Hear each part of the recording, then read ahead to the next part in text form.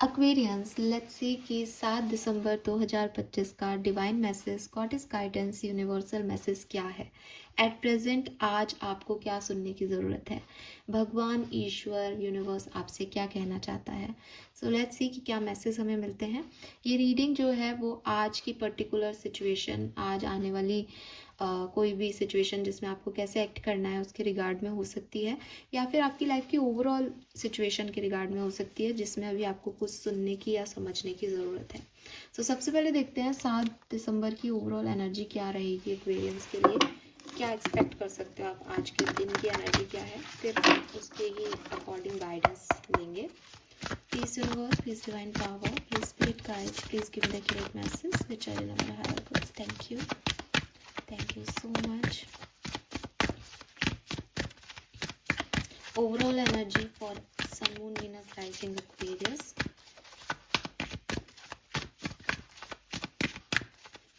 Please, my guardian angel. Thank you. All right, we have number 34, North Node, Future. Wow, very nice, beautiful energy. So, काफ़ी positive और काफ़ी strong energies हैं Aquarius. एक तो 7 number spirituality का है, ऊपर से फ्यूचर की बात कर रहा है। मुझे लग रहा है आप काफ़ी सारे एम्स, गोल्स और प्लानिंग बनाने वाले हो। आज के दिन प्लानिंग करने वाले हो, रूल्स बनाने वाले हो खुद को लेके कि अब बस बहुत हो गया, 7 तारीख है ना तो 10 तारीख से मैं ये करूँगा, या संडे है तो मैं मंडे से ऐसा करूँगा, अब ये करना है, पैसा कैसे कमाना है, बिजनेस में क्या चेंज लाने हैं, रिश्ते को कैसे निभाना है।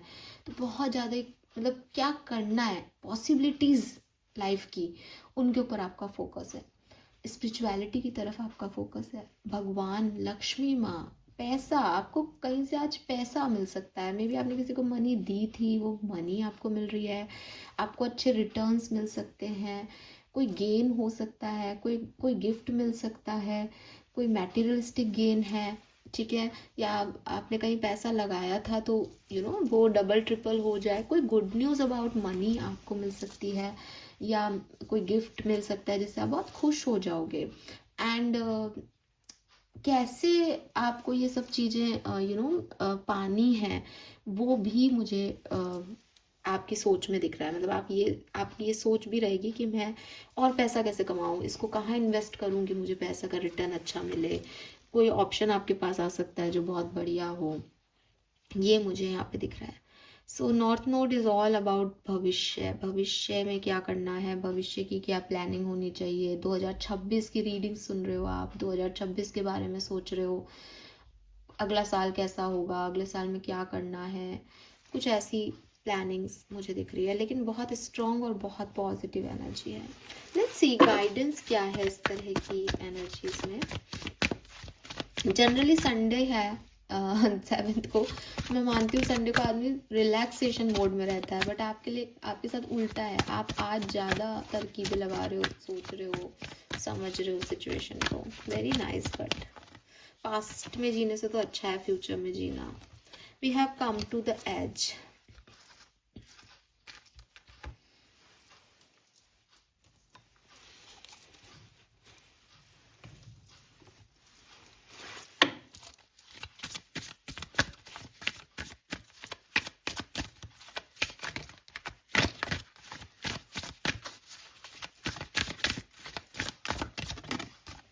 We have offering,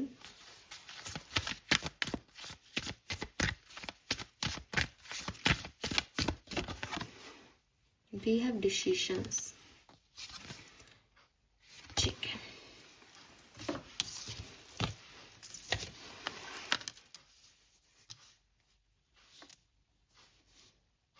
subconscious mind की एनर्जी भी ले लेती हूँ, फिर मैं आपको बताती हूँ गाइडेंस।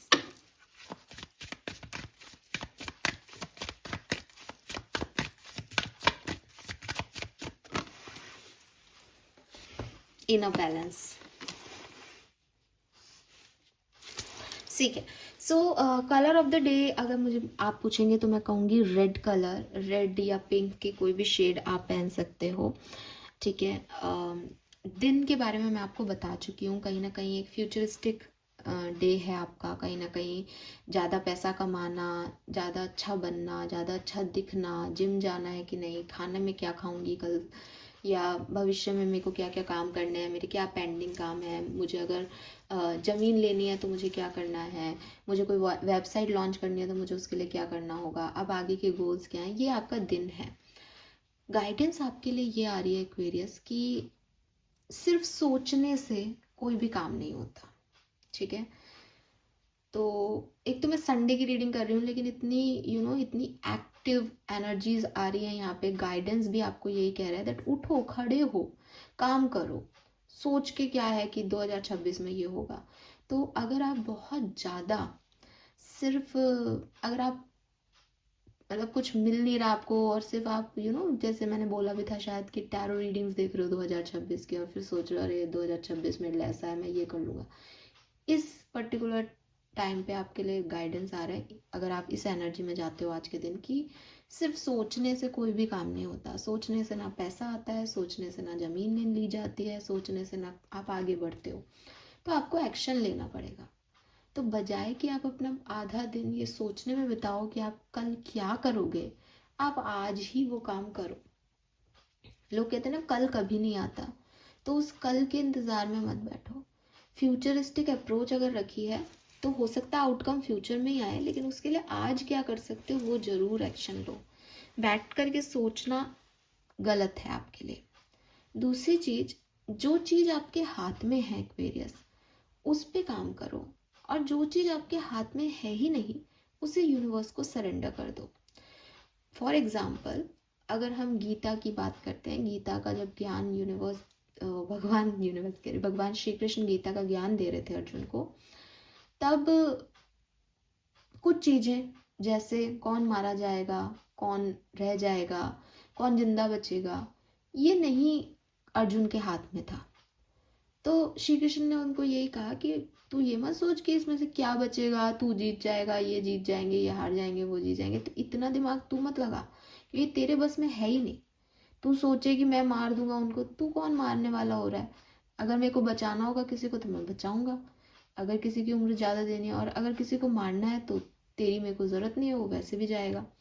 तो ऐसी चीज़ें जो आपके बस में ही नहीं है, इन पे सोच के कोई मतलब नहीं है। इसको सरेंडर कर दो कि कल क्या होगा, मेरा भविष्य, मैं कल 1 लाख रुपए कमा पाऊंगा या नहीं, 1 लाख रुपए कमा करके क्या करूंगा, ये आपके उसमें नहीं है आउटकम। लेकिन आपके हाथ में क्या है कि यार मैं आज एक ऐसा बिजनेस लॉन्च करता हूँ, लेट्स सी आगे क्या होगा। आगे क्या होगा, 1 लाख कमाओगे या नहीं, वो नहीं है आपके हाथ में। लेकिन वो बिजनेस लॉन्चिंग आपके हाथ में है, उस पर मेहनत करना आपके हाथ में है। युद्ध करना अर्जुन के हाथ में था, तो अर्जुन ने वो किया। आपको भी यूनिवर्स यही कह रहा है आज के दिन कि सोच रखना, सिर्फ सोच रखना गलत है। आपको एक्शन ओरिएंटेड बनना होगा। लेकिन एक्शन ओरिएंटेड होने का मतलब ये नहीं है कि सारी चीज़ें मैं तो ऐसे कर दूंगा, मैं तो अब ये बदल दूंगा। आपके हाथ में जो चीज़ें हैं आप वो करो, जितना कर्म आपके हाथ का है आप वो करो। जो चीज़ आपके हाथ में है ही नहीं उसको आप सरेंडर करके रखो, ठीक है। अगर आप ऐसा कर पाते हो देन आज का दिन आपके लिए बहुत खूबसूरत है। इसीलिए सबकॉन्शियस एनर्जी में इनर बैलेंस आ रहा है कि ना आप खुद अपने आप में एक बैलेंस फील करोगे कि यार ये चीज़ मेरे हाथ में है, मैंने काम कर दिया, ये मेरे हाथ में नहीं है, मैंने सरेंडर कर दिया। तो वो जो ड्यूअल एनर्जी होती है ना इंसान की, कि यार नियति क्या है और कर्म क्या है, ये पता ही नहीं चलता हमको। तो कई लोग ऐसे बोलते हैं कि अच्छा ये कर्म करने को तो भगवान ही कह के गए हैं, फिर सब कहते हैं किस्मत काम कर रही है। तो बहुत आसान है अगर आप इस चीज़ को समझोगे कि भगवान ने जो दिया वो आपकी नियति है, और कर्म है कि आप उसको कैसे जी रहे हो। ये इतना सिंपल है। लेकिन हम इतना उलझते रहते हैं इन चीज़ों में कि अरे नियति है तो फिर सब भगवान ही कर रहा है, फिर मैं क्या करूं। अरे तो जो उन्होंने सिचुएशन दी वो उन्होंने ही दी है, आप क्या कर रहे हो दैट इज योर कर्म। तो ये चीज़ आपको समझनी होगी। आपको इस ड्यूअल एनर्जी से बाहर आना होगा, अपने अंदर पीस इकट्ठा करना पड़ेगा, अंदर की सिचुएशन में बैलेंस करना पड़ेगा। क्योंकि आपको लगता है कि आप किसी चीज़ के पीछे पड़ जाओगे तो आप उसको बदल दोगे आउटकम को, ऐसा नहीं होता। नियति ने कुछ लिखा है तो लिखा है। नियति आपसे आउटकम बदलने की, आउटकम पे काम करने की बात कभी नहीं कहती। नियति कहती है कि ये सिचुएशन है, ये आउटकम है तेरा, अब तू बता तू क्या करेगा, दैट इज योर कर्मा, ठीक है। आप रेजिस्ट कर रहे हो किसी सिचुएशन को, ये मुझे अच्छी नहीं लग रही है, मुझे अच्छी नहीं लग रही, तो वो सिचुएशन बनी हुई है। जब आपने उस सिचुएशन को रेजिस्ट करना ही छोड़ दिया कि ठीक है यार, अब जिसमें जो हो वो भगवान जाने, मेरे को इससे कोई मतलब नहीं है, वो सिचुएशन खत्म हो गई। तो परेशानी सिर्फ तब तक है जब तक आप उसकी को रेजिस्ट करते रहोगे, उसके बारे में सोचते रहोगे, उस पर प्लानिंग करते रहोगे कोई ना कोई। जिस दिन आपने उस परेशानी को साइड रख दिया कि भाई यार तू तेरा देख, मैं मेरा देखती हूँ, या ये परेशानी मेरे तो हो नहीं रही, मैं हार मानती हूँ, भगवान देख लेगा इसको, बस वो परेशानी गई फिर। ठीक है, तो सिर्फ दिमाग में तब तक ही कोई काम रहेगा जब तक आप उसको रेजिस्ट करते रहोगे, उस पर परेशान होते रहोगे। तो उसको छोड़ दो अगर वो नहीं आपके हक में है तो। देन एक और मैसेज यहाँ पे मिलता है जो कि बिल्कुल डिफरेंट है, ये सब तो एक जैसी बात हो गई, मैंने आपको बता दी। नाउ एक मैसेज है यहाँ पे डिसीशंस का। अब डिसीशंस में 2-3 चीजें हो सकती है, या तो आपको कोई डिसीजन लेना है या आपने कोई डिसीजन ले लिया है। ठीक है, अगर आपको कोई डिसीजन लेना है तो यूनिवर्स चाहते हैं कि आप पहले आराम से, पेशेंस से उस इवेंट के बारे में, उस सिचुएशन के बारे में अच्छे से सोचें। ठीक है, और फिर अपना सोच समझ के डिसीजन लें। ये मत सोचो कि मैं ये डिसीजन लूंगा तो इससे ये आउटकम आएगा, क्योंकि अभी मैंने आपको बताया आउटकम आपके हाथ में नहीं है। आपका कर्मा सिर्फ इतना है कि अभी की जो सिचुएशन है उसके मद्देनजर आप क्या डिसीजन मेकिंग कर सकते हो। आपके लिए अभी परफेक्ट कर्मा क्या हो सकता है हर तरीके से। और कर्म का सिद्धांत कहता है कि सिर्फ मैं मेरा नहीं सोचूं, मैं सबको ध्यान में रख करके कोई भी एक्शन लूँ, डिसीजन मेकिंग करूँ। तो अगर आपको कोई डिसीजन लेना है तो आपके लिए ये गाइडेंस है। अगर आप कोई डिसीजन ऑलरेडी ले चुके हो और उसके आउटकम की चिंता कर रहे हो कि मैंने तो ये कर दिया, अब क्या होगा, अब क्यों नहीं हो रहा, अब ये क्यों नहीं हो रहा, तो अगेन यूनिवर्स आपको कह रहे हैं दैट डिसीजन मेकिंग तुम्हारा कर्म था, आउटकम क्या आएगा वो तुम्हारी नियति है। तुम कर्म को नियति से मत बांधो, तुम उसकी चिंता मत करो। तुमने जो कुछ भी किया वो तुमने अपनी समझ के अकॉर्डिंग किया। अब क्या होगा वो भगवान जानता है, ईश्वर जानता है, उसको ये सरेंडर कर दो। अगर आपको लगता है मैंने बहुत अच्छा कर्म किया है, आउटकम जरूर आएगा, पर डिवाइन टाइमिंग पे आएगा, परफेक्ट टाइमिंग पे आएगा, आप शांति से बैठ जाओ और इवेंट को होने दो। जब भी वो आपके ग्रह नक्षत्र आपके फेवर में आएंगे, आपको अच्छे रिजल्ट्स जरूर मिलेंगे। लेकिन अगर आप जल्दबाजी करोगे, पैनिक करोगे, परेशान होते रहोगे कि मैंने तो ये किया, इसका ये क्यों नहीं हो रहा, आपको कुछ नहीं मिलेगा सिवाय परेशानी के। तो इसको रेजिस्ट करना बंद करो, बैलेंस में आना शुरू कर दो। ठीक है, नंबर्स की अगर मैं बात करती हूँ तो 36, 34 आपके एज ग्रुप हो सकते हैं। किसी के लिए 32 भी हो सकता है, बट 36, 34 बहुत स्ट्रॉन्ग है। 7 नंबर, 9 नंबर, 2 नंबर, 1 नंबर, 3 और 6 नंबर आपके लिए सिग्निफिकेंट हो सकता है।